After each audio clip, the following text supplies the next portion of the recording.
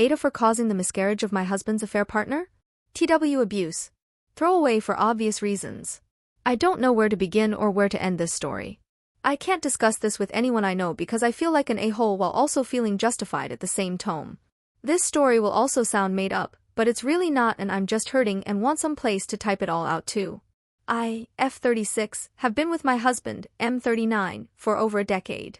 Early on, I had to have a hysterectomy due to health complications and told him if he wanted kids, we should go our separate ways. He insisted he was strictly child-free and didn't want kids. In every other way, we were perfect for each other. A few years into our marriage, we even had the chance to adopt a little girl from a family member's unplanned pregnancy. I was thrilled, but he still didn't want kids, so she was adopted elsewhere. Not being a mom hurt, but I accepted it. Some time back, my husband started acting weird. You know how you just know when someone you love changes? He came home late, avoided sex, and was cold. He denied anything was wrong, but I could tell he was lying.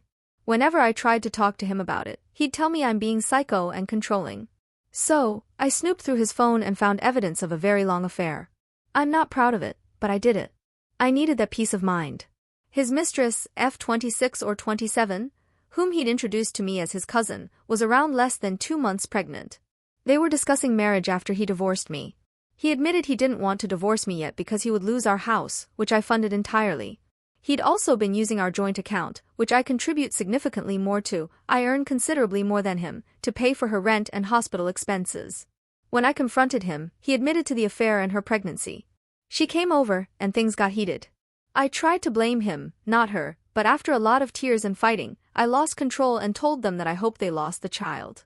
I'm not proud of it, but I said it. He moved out of my house the next day, not sure where they live now. A few weeks later, she had a miscarriage. They blame me and believe I caused it.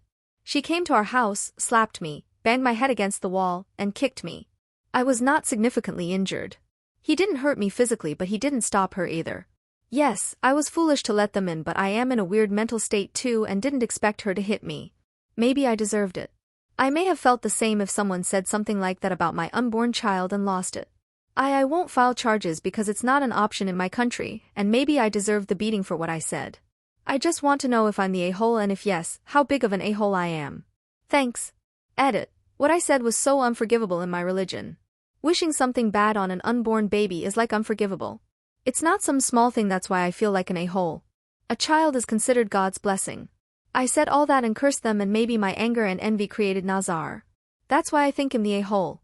Logically I know I didn't cause it to actually happen, but the bad thing happened because I thought bad, and because I was hurt, my bad thoughts had effect.